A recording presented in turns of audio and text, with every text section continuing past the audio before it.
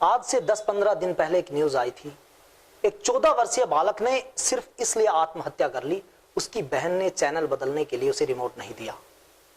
वो नाराज होकर दूसरे कमरे में गया। कुछ देर बाद उसकी मां ने देखा तो उसने पंखे से लटक कर आत्महत्या कर ली। आज एक खबर पढ़ी, 12वीं कक्षा में फेल होने के बाद पलवल के एक विद्यार्थी ने आत्महत्या कर ली, सिर्फ इसलिए कि वो फेल हो गया। एक सूत्र हम अक्सर सुना करते हैं, विद्या ददाति विनयम, विनय द्याति पात्रताम, पात्रत्वात् नमापनोति, धना धर्म ततः सुखम। विद्या किसी भी समस्या, जो हमारे जीवन में समस्याएं आती हैं, उनको दूर करने का कारण विद्या होती है। लेकिन क्या फेल होने के बाद कोई विद्यार्थी आत्महत्या कर ले, क्या विद्या वहां पर उसके जीवन में आई हुई समस्या को दूर करने का कारण बनी? नहीं, वहां पर विद्या उसके जीवन में समस्या का कारण बनी। क्या विद्या सही रास्ते पर जा रही है? और क्या विद्या हम सही तरीके से प्राप्त कर रहे हैं? विद्या बताती थी जीवन कैसे जिया जाए, विद्या बताती थी जीवन क्या है, विद्या जीवन को आसान बनाती थी। लेकिन आज विद्या जीवन को मुश्किल बनाती है, विद्या जीवन को खत्म करने का कारण बनती है। बड़े गहन चिंतन की आवश्यकता है। कभी एक विद्या हुआ करती थी, एक विद्यार्थी जिसके पिता ने इस देश के सबसे ताकतवर राजा से शत्रुता ले ली, जेल में मारा गया। उसके बालक को कोई भिक्षा नहीं देता था। जब उसकी मां की मृत्यु हुई तो उसके अंतिम संस्कार के लिए उसके पास लकड़ियां नहीं थी। अपने घर की छत उतारकर अंतिम संस्कार करता है वो छोटा सा बालक। उसके पिता ने जितना सिखाया उसको, जितना पढ़ाया, उससे प्राप्त विद्या से उसके भीतर वो आत्मबल था।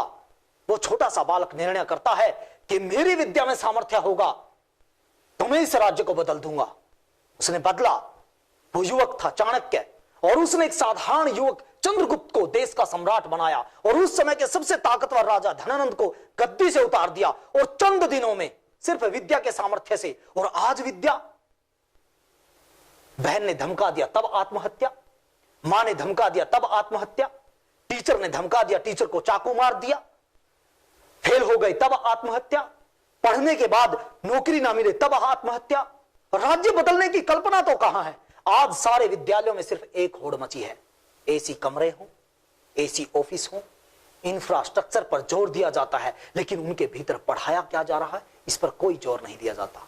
मुझे लगता है जितने महंगे स्कूल में बच्चा पढ़ता है, जितने सुख उसके लिए इकट्ठा किए जाते हैं, जितने संसाधन उसको दिए जाते हैं, उतना कमजोर होकर निकलता है।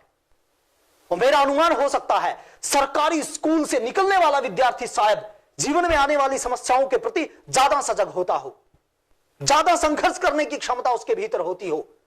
बाढ़ आई हुई है, कोई रिजल्ट आए, कोई परिणाम आए, हर रोज आत्महत्याओं का दौर।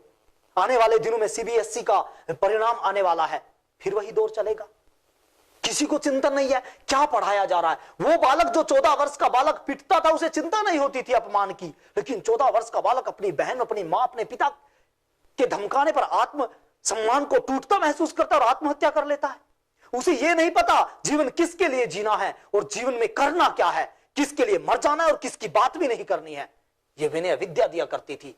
विद्या ठीक नहीं जा रही, विद्या का रास्ता ठीक नहीं, विद्या को प्राप्त करने का तरीका ठीक नहीं, और विद्या को प्राप्त करने के शायद साधन ठीक नहीं। इन पर विचार करने की जरूरत है। और मेरा तो सभी युवाओं से, जो छोटे बालक शायद मेरी वीडियो को देखें, मेरी उनसे एक प्रार्थना है, फेल होना अंतिम नहीं है जीवन का सत्य। शायद जो पास हो जाए वो सबक ना प्राप्त कर पाए जो सबक आपने फेल होने से प्राप्त कर लिया। शायद आज आप फेल हो जाएं और ये फेल होने का कारण आपको जीवन में कहां ले जाए। आपका फेल होना भी शायद आपको उन्नति के मार्ग पर ले जाए। इसीलिए आप फेल हो गए या पास हुए हैं, इससे आपके जीवन का परिणाम निश्चित नहीं हुआ करता। आपको सिर्फ यह सोचना है कि मैंने जो प्राप्त किया है, भले मैं परीक्षा में फेल हो गया, लेकिन मैंने जो पढ़ा है उसे सीखा क्या है, उसके आधार पर मैं जीवन को कैसे जीऊंगा।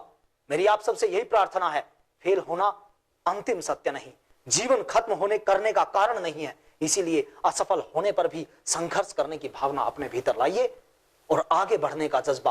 आप अकेले आप सोचते हैं कि मेरा जीवन सिर्फ मेरा है ना, आप विद्या आपको बताए नहीं बताती तो आपको सोचना होगा, आपका जीवन आपका अकेले का नहीं, आपकी माता का है, आपके पिता का है, आपके परिवार का है, आपके गांव का है, आपके समाज का है, आपके राष्ट्र का है। आप अकेले जिम्मेदार नहीं हैं, आपका जीवन सबका दायित्व है और उस दायित्व से आप भाग नहीं सकते।